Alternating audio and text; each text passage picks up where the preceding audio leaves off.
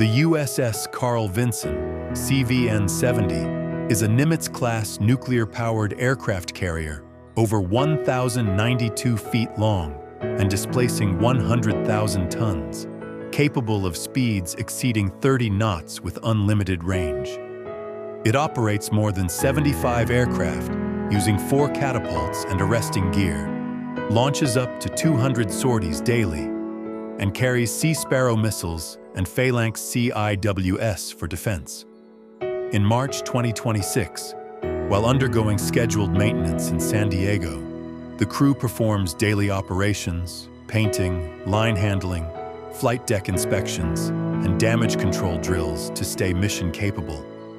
If you enjoyed this video, please like and follow my channel for more content. Vet Miltech, daily from the drop zone.